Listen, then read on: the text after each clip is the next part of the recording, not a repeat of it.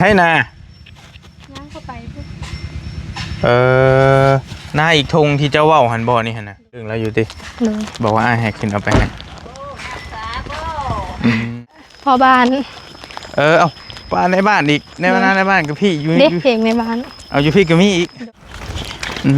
กล้าชุมเจ้าตัวได้นาชุมเจ้าปัดเด็กนี่อันนี้ก็มีไปหาตัวไม้ไผ่ฮัน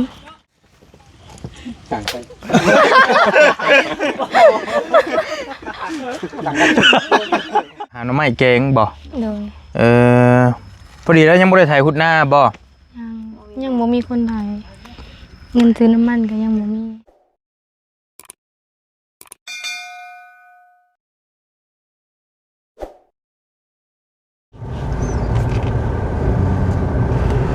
กับทักทายสบายดีตอนเที่ยงเด้อพี่น้องตอนเที่ยงกับช่องเบาลีสะพานบุญชาแนลนะพี่น้องเนาะเบาลีกำลังเดินทางขึ้นไปหาน้องป๊อปขึ้นไปเนื้อผู้ใหญ่ขึ้นไปเซโปนก็เลยมาแวะหาน้องๆเพิ่นก่อนเนาะสองสาวน้องฟ้าแล้วก็น้องงาเนาะเพราะว่าเป็นอีกเคสหนึ่งเคสใหม่ที่ทางพ่อแม่พี่น้อง FC กำลังให้ความสนใจกันค่อนข้างหลายเนาะบ่หน่อยหนาไปกว่าน้องป๊อปเลยเนาะ FC สนใจหลายพอสมควรทางนี้ก็ได้เนาะแต่ว่าทางบอลี่เองก็มีงานอยู่ทางกับน้องป๊อปในสิไปแจ้งข่าวดีเพิ่นเรื่องเงินที่ดินซื้อที่ดินนั่นแหละแต่ว่าสิมาแวะหาน้องๆเพิ่นก่อนแล้วก็สิเดินทางเนาะพี่น้องเนาะจักสิแม่นอยู่หม่องใดป่านนี้ทางเวก็ได้อยู่นี่บ่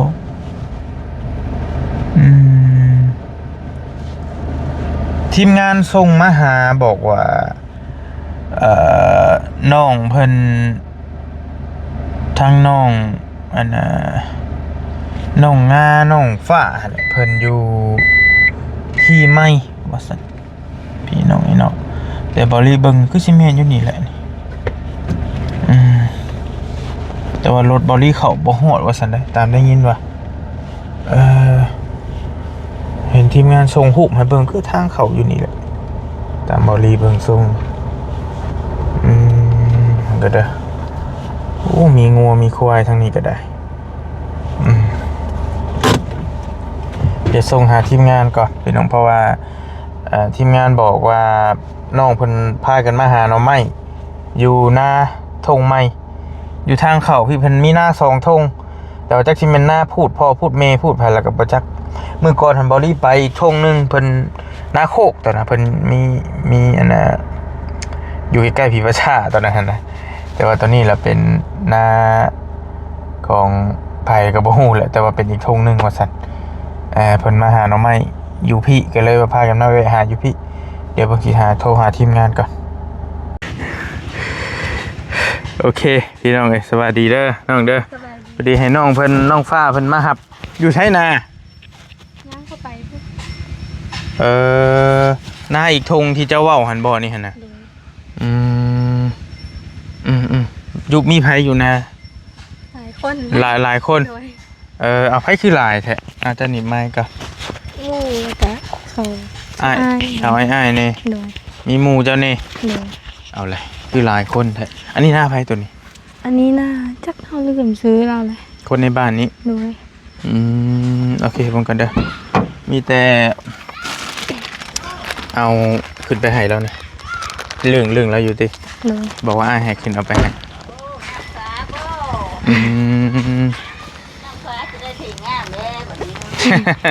มายามเพิ่นตู้เอ้ยขนมเด้อขนมเอาขนมให้โดยไหนเด้อตกก้าละบ่แม่นเด้ข้าเจ้าเริ่มไทยฮุดเบิดแล้วได้พี่น้องทางนี้ถือว่าไวเตอร์โอเคมาน้องมานี่ก่อนเพราะว่าคันได้ออกมาแต่คือชิมาเลยบอกบัตรให้ดูวันให้ได้ไอ้สิเอาให้เจ้าถืออันนี้มันก็ได้ใส่ได้ให้บัตรจะเป็นอย่างมันยาถือกันแล้วก็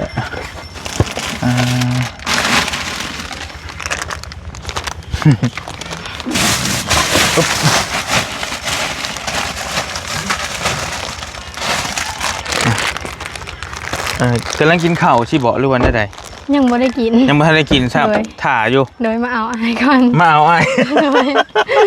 กำลังพากันตักไว้ท่า บ่ โดย กินยังหามียังกินอยู่นะ แกงหน่อไม้ อันนี้ดิไอ้ย่าเพิ่นว่าซื้อเข่าวมานี่ไอ้ก็เลยฝากซื้อมาเพิ่นส่งหาโอ้ฝากซื้อเข่าวมานี่เด้อว่าซั่นโอเคมันก็ได้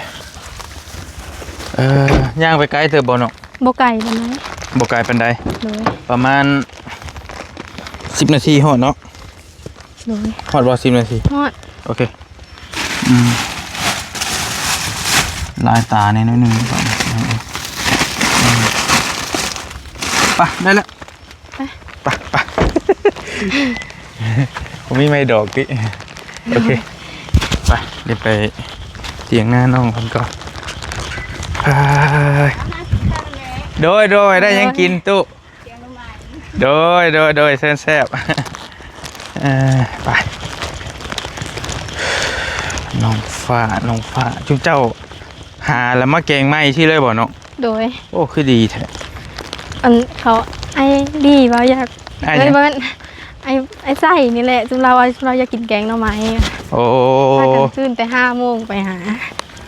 เออโอ้มันจะเทียงคนเต็มเลยแถวนี้กันเลยเทียงเพื่อเลิศใช่ตัวนี้ เถงนี่ เทียงเจ้าไทยพุทธนะบอก โดย วานก้าเถงนี่แหละตัวเขาจะว่าพี่คันไข่ลักโหเข้าออก เราใส่มีห้าหัวอุ้ยแต่ว่ารถ ไปได้แต่รถจักรพี่น้ โด อง ย เลยแต่มอไซค์แต่ว่ารถบริบ่ได้ต้องให้ย่างไป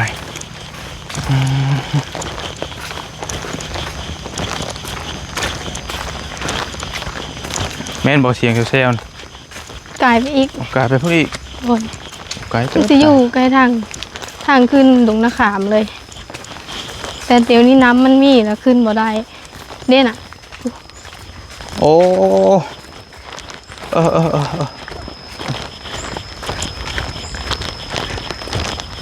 หวังจริงๆมันมีทางลัดมาพุ่งก็ได้นี่บ่เนาะ โดยแต่เดี๋ยวนี้มันมีน้ำแล้ว มันย้ำ บ่ แร ได้ งมาทางพุ่นได้ โดย ย่างเอา โดยขี่รถก็ได้นักบุญนะ โอ้บรรยากาศดีพี่น้องอยู่บ้านนาบ้านนอกเฮากำลังเริ่มไถหุดหน้าตกก้าว่านก้าแล้วพี่น้องอุ้ยก้าตอนนั้นเขียวแหละ กาพอบาน เอาป้าในบ้านอีกในบ้านในบ้านกับพี่อยู่ เด็กเพลงในบ้าน เอาอยู่พี่กับมี่อีก โดย ไปไม่ทันกระเทียงในบ้านอยู่พุ่นกัน โดย หน้าตัวนี้บูมี่อย่างที่ตัวนี้น้อง ตัวนี้ บอกความหมายว่าบูมี่อย่างเป็นตาย่านที่ มี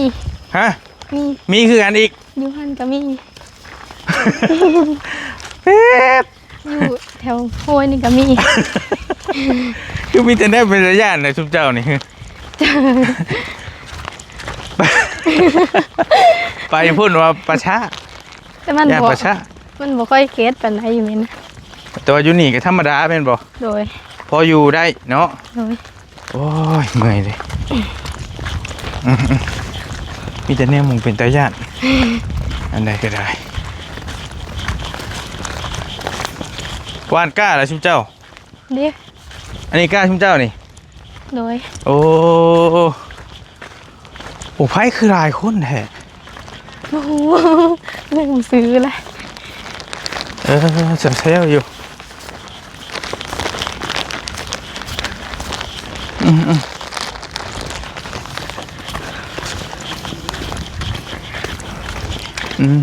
กล้าชุมเจ้าตัวได้นาชุมเจ้าปัดนี่ เด็กนี่ อันนี้ก็มี ไปหาตัวไม้ไผ่ฮัน กะขากบ ตัวรองนี่ก็เมียน บ่หน้าพอบาน อ่ะผมพี่ลงพี่บ่ โดยลงน้ำกกมาขาม โอ้ยเขา น เขาคือชิงามตัวนี้เนาะ โดย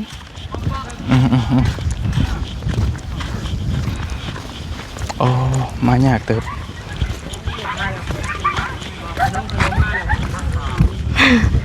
ไม่ได้อาย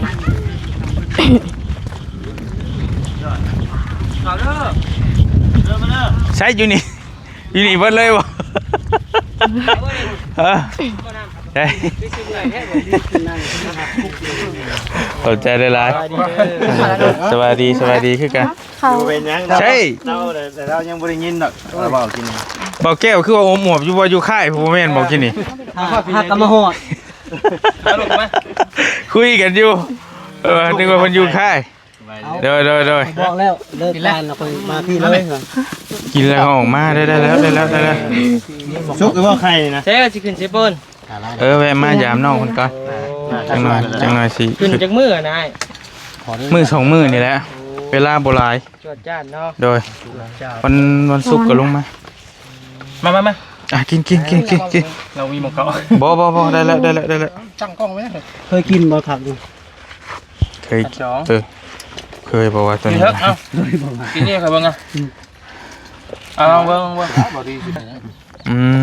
นี่ไอ้ ยังว่าท่านบอกอย่างอยู่เบิ่งก่อนก็ค่อยเด้อไปปากเด้อสบายดีเด้อน้องเด้อน้องงา ถ้าบ่กินบ่ ก็สิกินน้ำยูจังหน่อยอันนี้เถียงติ โดย เถียงหน้านี่ ครับเทียงเมีย โอ้เถียงเมียปากแตก ได้เลยเนาะ เถียงหน้าใครเนี่ย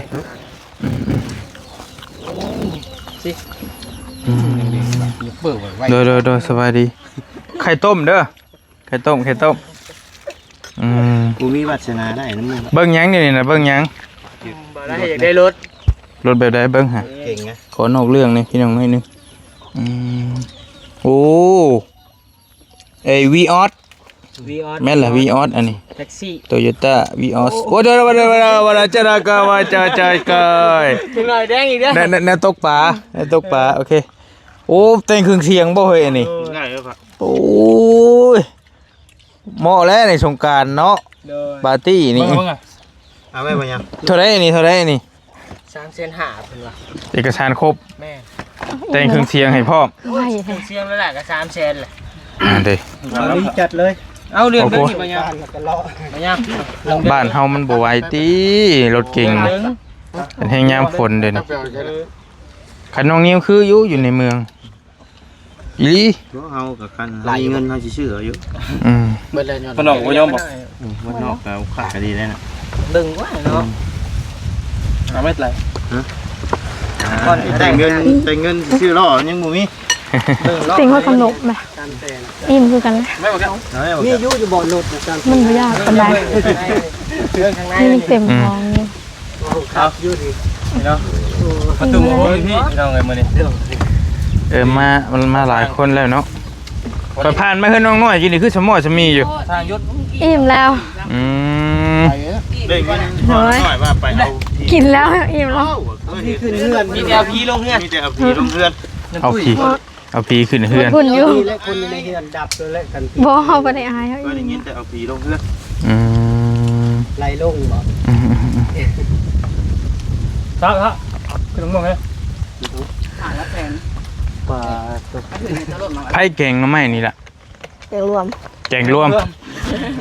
คนหนึ่งใส่แป้งนัวคนหนึ่งใส่ปลาเด็กคนหนึ่งตำข้าวเบื่อแกงรวมวะเนาะ มาดีไหม ไปกินไปไปกินไปโอ้ยูจะอยากทำไรเฮ้ย ว่าดอกได้กันเดี๋ยวอันนี้เอาไปให้นั่นไผ่น่ะนาบ้าบ่ไผ่เนาะ นี่มงดิบป่ะ ฮะ สบาย เอาไปให้เพิ่นกินเนี่ยเอาขนมเนี่ยเฮ้ยเพิ่น มันกระสอบบ่ คงยังก็ได้ ก็จะเผานะเฮ้ยไว้เราจะกินเผาแท้เอาไปให้เพิ่นเนี่ยเอาไปให้เพิ่นกินเนี่ยให้เพิ่นกิน เฮ้ยกูกันนะ อันนี้มะม่วงชุกสดๆเลยบ่เฮ้ยนี่ แม่ประตูไปไทยมาที่ต้องต่ำมาเลยทุกแป้งบริเวณ โอเค กินไหนแม่ อันนี้มีไข่ต้มเด้อนี่เด้อโอเคเบิ่ง บ่ได้ข้างๆก็จะทำ ทางข้างก็ได้มั้ย บ่ข้าง ข้างโอเค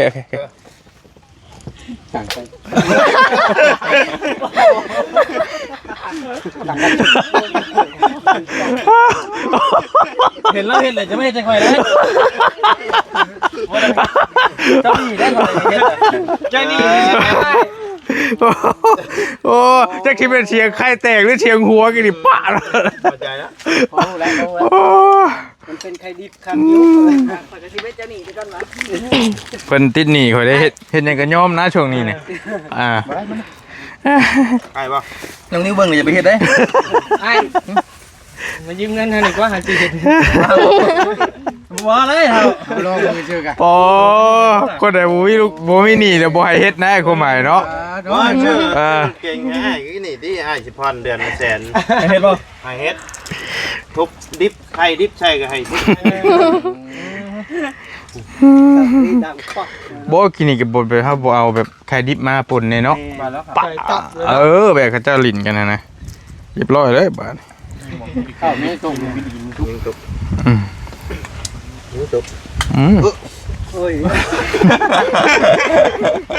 ใส่แล้ว จนหย่อ เจ้าได้เขาอีก เนาะ บ่ทันเจ้าน่ะเอาข้างในน่ะ ไอ้แม่แม่จนหย่อเนาะเฮ็ดกูเนาะ มันเทียบได้เท่ทั้งแหลมอ่ะ เนาะบ่จนหย่อ ทั้งแหลมทั้งแหลม เนาะเฮ็ดกูดิบ เท้าตั้งห้องไง โอ้ยแม่เด้อ ไม่แม่น บ่ทัน ขึ้นต่างกัน อืม เอาไม่แม่นได้ไป ให้เอาไปให้นะว่ากันยังกันน่ะ บ่ได้แม่นนะบ่ได้แม่นจากเล่นนะมีแผลในใจ บ่พาก่อนมาบ่มาก่อนอย่าเอาหรอกบ่ยาวน่ะพากัน ให้เมียข่อยปุ้นไปเอาเฮ้ย เนาะกินตัวแซ่บเอาตัวแค้นให้เนาะ นี่ไม่ใช่ครับเอา เฮ้ยมาให้ก่อน แกก็ไม่กัน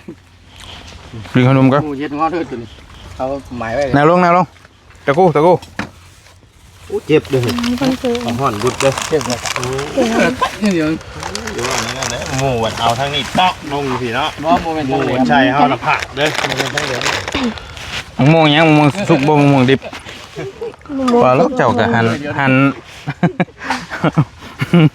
อันนี้พากันกินมาพี่ก็ได้ยันว่าทีมงานเพิ่นอยากโม่อยากล้มกันคงหึงพ่อกันเด้พูดก็ได้ไปก็ขามพู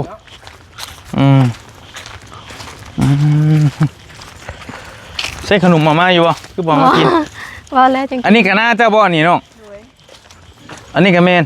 โดย มัน เป็นเข้าบันไดแต่ยังก็เป็น งามอยู่บ่ บ่อเข้ามัน นิ้วไถหน้าเป็นอยู่บ่อืม ทีมัน อาศัยอยู่นายหน้าเจ้าเขากระไทยอยู่หน้าเตี้ยงวะ อันนี้รถน้องเพิ่นโค้งนักเด้นี่นั่งอยู่พี่ก็ได้เนาะนั่งอยู่พี่ก็ได้โค้งนักเด้รถน้องเพิ่นก็เห็นแล้วมื้อน่ะเห็นแล้วบ่เฮือนน้องเพิ่นอะไรแค่นไข่ไอ้ ไปกินน้ำก่อนบ่เป็นหยังนั่งลง แขนใหญ่ แขนใครโอ้ยนี่ ผู้บ่าวได้บ่ได้ให้เจ้ากระทืบน้อยหนึงแขนไข่เด้ตุ๊บโอเคอัน ถามน้องฝ้ากินดิมองได้เป็นตาญาติอยู่นี่ยังมีมองเป็นตาญาติอยู่ มี3บ่อนะบ่อนน้ำไหลหั่นแล้วก็บ่อนกกไม้ทางลงมีแล้วก็ทางมือบ้านมัน3บ่อนมันเป็นเหตุการณ์แบบใด มันคนขึ้นหลาย ขึ้นลายใช่ป่ะทุกเจ้าไอ้งงเว้ย มันมีหลายเนาะ บอก กลางคืนมานะเขาเห็นตลอดแสงนะ ไม่ได้ คนโบลูกอี โอ้ยไอ้รอดจริงเลยมาพี่ดีกว่าชิรอดเลยยังบ่รอดอยู่บ่ แกรอด รอดอยู่ บ่ไว้เคส ใครกูอยู่พุ่นมันเป็นแบบใดนะ แบบเนาะป้านางเรามาลูกหญ้าตอนนั้นนะลูกหญ้าเรามือค้ำเรามือค้ำประมาณ5-6 โมงนี่แหละไปดึงคู่เรา ไปดึงคู่เรา เลยตรงนั้นแหละทางมือบ้าน ซุ่มเฮามือแต่ละมือกับมือทั้งนั้นเลยการใจมือยาน มือสองมือหลายคนจะบ่ได้ มือ2คนน่ะแนมซ้ายแนมขวาเยอะ แล้วเห็นอยู่ว่ามันยังดึงคู่บ่เนี่ย บ่เห็น แล้วแนมทางหลังก็บ่เห็น แต่ผมรู้สึกว่าเหมือนมีคนดึงไว้ เลย แบบดึงปึ๊บเราก็หยุดปึ๊บเราก็แนมไปกับบ่มีหยัง ย่างไปอีก เราก็ย่างต่อ ดึงอีก บ่ ดึงบาทเดียวเหมือนลมบ่คือเฮามื้อนั้นบ่ ดึงถอยหลัง เราก็จนกลับหลัง เราก็จนกลับหลังพุบไปที่เลยบ่อยู่นี่เป็นได้อยู่นี่ มันเป็น เป็นแสง บ่ โอ้ เป็นโต๊ะเลย ต่อกัน เฮ้ยมีแต่หมองร้อนๆแท้เห็นเป็นโตแล้วก็มี เลย ไอ้ได้ร้อนน้ำเจ้าละบัด เฮาอยู่พี่เฮาบ่ค่อยย่านปานใด ธรรมดาอยู่นี่ติอย่างนี้ติแต่อยู่พุ่นเท่าย่านอยู่ย่านแห้งอยู่พุ่น ย่านแห้ง อืม ตอนนี้เคยมาอยู่ สิ้นแล้วว่าแล้วก็ อืม มื้อเธอกะ5-6 โมง 7 โมง โอ้จนมืดก็มีบางมือหันเมื่อแต่ว่าต้อง2 คน เลย นี่ก็3 4 4-5ผู้แรกบางเทื่อ อืม ลิงนำกับมือพร้อมกัน โอ้ยเนาะน้องเอ้ยจักมือดำแล้วหน้านี่ ถ้ามีน้ำกะ เดือนนึงบ่หรือว่า2 อาทิตย์นี่แหละ 2 เดือนอาทิตย์ถ้าบ่มีน้ำกะเดือนนึงเดือนปลาย แสดงว่าหน้ากว้างเติบ เอาไปให้ กับมันขึ้นน้ำคนแน่เนาะ แล้วก็ คนดำจะคนบัดนี้ น้ำพร้อมมีน้ เข้าก็บ่เป็น ยังบ่งามอีกบ่หน้านี่ก็ได้ มันแถวนี้น้ำบ่งามผู้แถวลุ่มผู้น้ำมันหลายมันงาม เฮานั่งอยู่นี่คือสิแม่นโคกนะบ่รีเบิ่งนี่เป็นเขาชื่อว่าแล้วก็มันหิมห้วย แต่ก็นูนในจักหน่อยคันลองแล้วสิยับลงพุทธ เก้าอุดรนี่มันเป็นป่าเลยเนาะ ำ เพ เพราะว่าเขาเป็นคนป่าเป็นคนเอ็ด พอจะผู้ระบอดนะ เลย แต่เรายังบ่ทันบอดพุ่น เงินกาซีเฮิร์นกับเมนนัดเลย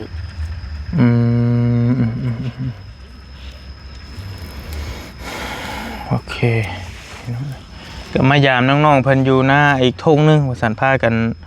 มาหาหน่อไม้แกงบ่ เลย พอดีแล้วยังบ่ได้ถ่ายหุดหน้าบ่ ยังบ่มีคนไทยเงินซื้อน้ำมันก็ยังบ่มี โอ้ยคันเจ้าสิไทยแล้วฟ้าวไทยเด้อไทยช่วงนี้เด้อเอารถมารถนี่ใช่อ้ายเพิ่นนี่ ถ้ารถรถติด เจ้าก็ต้องมีแนวเว้าอ้ายมันเฮ็ดได้รถไทยแล้วอย่างนี้เฮาเฮ็ดบ่เป็นอ้ายลองไทยให้เฮาเบิ่ง เราสิว่าเป็นลม ได้โอเคชุ่มอ้ายก็ให้ชาวให้ชาวนาคือกันนั่นแหละแต่อยู่บ้านนอกคือกันกับชุ่มเจ้านี่แหละบ่ได้แม่นบ่อยู่ในเมืองในหยังใดก็ไทยเป็น แต่ว่ามันบ่ได้เฮ็ดหลายปีแล้วคืออ้ายนี่ก็ แต่ว่าโครงรถจักรน้องรถจักรรถไทยน้องเพิ่นหั่นเป็นโครงรู้สึกว่าโครงนักโครงเก่ารุ่นเก่าน่ะ คันโค้งรุ่นใหม่นะครับ ได้ เจ้าก็คือสิได้แม่นบ่ไอ้เบิ่งทรงนี่ ได้ อั อันนี้มันเป็นรถไถ2เลขมันนักแห้ง มัน เล โค้ง ย น้ำสิปิ้ว มันยังบ่แพ้ปานใด ก็ธรรมดาแล้วผู้หญิงเห็นเนาะ ปัดน้องมันเพื่อได้เนาะจับปั๊บแล้วเป็นรถ น้องผู้ชายน่ะบ่ เลย ผู้น้อยๆหั่นได้ บ่ฟุย กับ ซ้ำแจ็ค เขาอ้ายมันใส่เอาลงอยู่ดอกเมื่อวานเราสัมภาษณ์กัน อ้ายพรชัย เฮ้ย ไอ้ไล่ ไอ้ไรว่าพิษกับไอ้แก้ว โอเค วันใส่ได้ใส่ หลงได้ไหม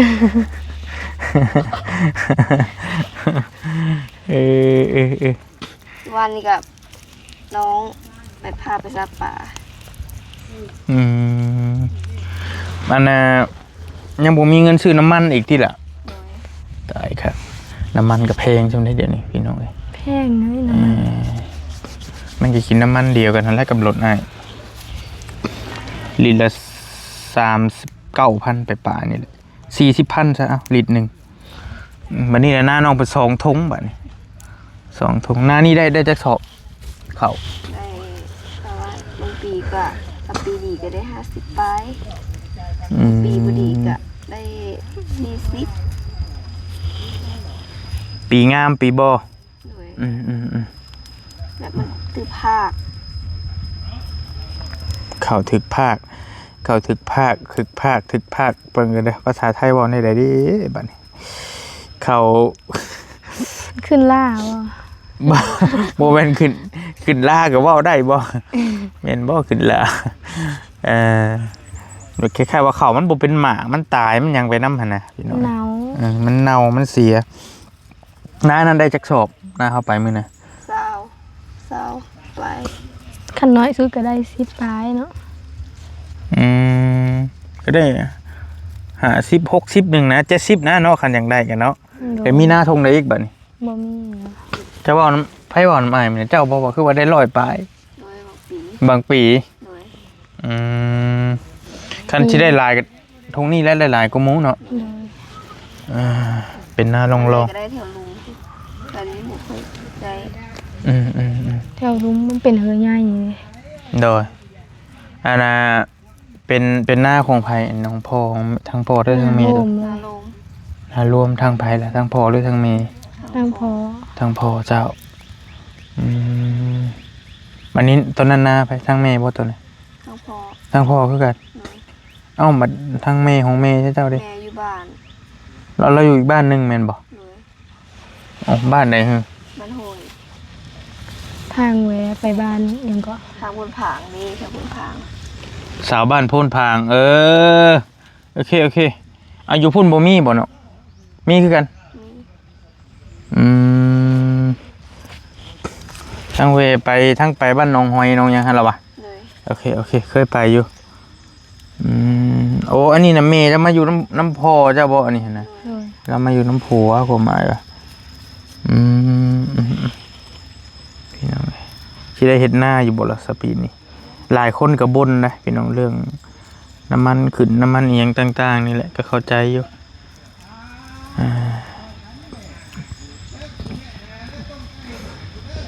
เบิดหลบ สำหรับว่าดังเลย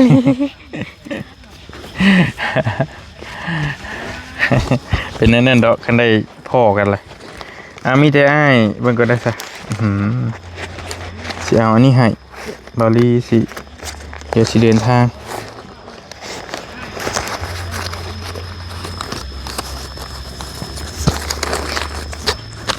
เบิดเราบ่อ้ายให้มื้อน่ะซื้อหยังนี่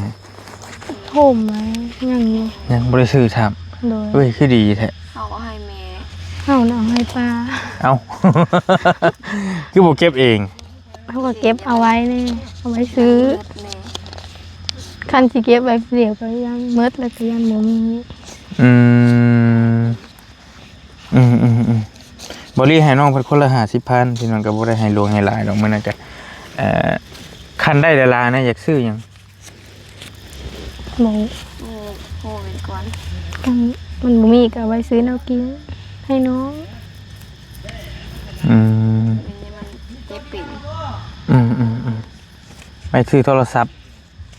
คันสิโฮมได้ คันสิโฮมได้เนาะเพราะว่าน้องเพิ่นบ่มีโทรศัพท์รุ่นใดก็ได้ติสมมุติว่า โด โทรศัพท์เจ้าบ่ได้ติ บ่ อย่าว่าบางคนไปอยากได้ iPhone ต้องเป็น iPhone เท่านั้นเท่านี้สินะจังใช้ มันบ่ปานนั้นติเนาะใช้ไปก่อนอะไรก็ได้พี่น้อยแต่ว่าส่วนหน่อยดอกส่วนหน่อยก็ส่วนหลายก็เจ้าก็บ่ได้ว่าดอกขอแค่มีไส้นะคืออ้ายซื้อนี่อ้ายก็หาก็ซื้อตัวนี้มันเป็น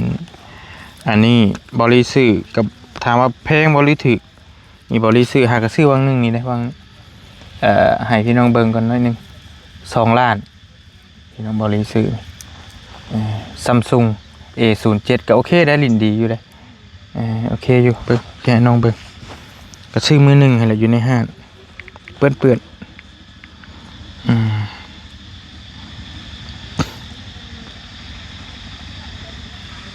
ได้อยู่บ่คะแนนเอาจับไปให้จับ ลิ้นรถก็ได้จับเบิ่ง YouTube เขายังก็ได้ เบิ่งกล้องกัน เบิ่งกล้อง แต่ในรูปนี้ อ๋อมักถ่ายรูปแน่ก็งาม ก็ได้อยู่ ฮะ คักอยู่ แขกเยอะ เดี๋ยวมักถ่ายรูปบ่เป็นคนมักถ่ายรูปบ่ล่ะ เลย โอเค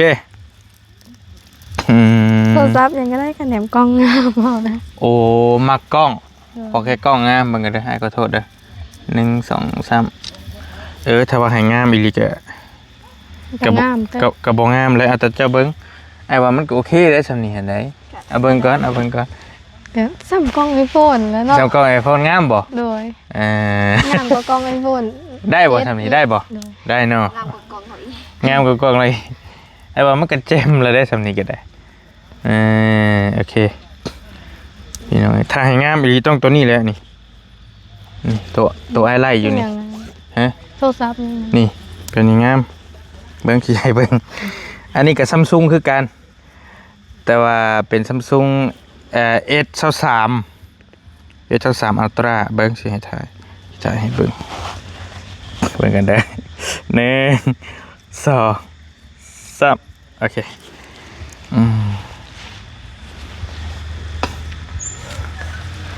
เอาจับเบิ่งต่างกันบ่ โดย ต่างกันบ่โอเคเอาเล่กันเบิ่ง ไม้ เล จะ ย เป็นสีเขียว เล่กันเบิ่ง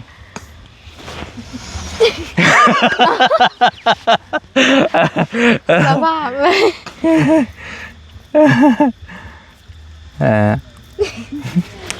โอ้ย แต่ว่าตัวนี้ก็โอเคแล้วใช่ว่าได้ใช่ว่าเพราะว่าโอเคเพราะอ้ายจริงๆอ้ายคันอ้ายบ่ได้มาเป็น YouTube เป็นครีเอเตอร์ก็อ้ายก็ที่ใช้พวกประมาณนี้แหละแต่ว่าอันนี้คืออ้ายใส่ตัวที่มันดีเนี่ยคือเน้นไว้ถ่ายคลิปไว้ถ่ายอหย่างซี่แหละมันต้องอาศัยตัวกล้องมันสูงๆนี่นะแล้วก็ใช้หลายเครื่อง 3 เครื่องเนาะ 3 4 5อยู่เพื่อนผม อ๋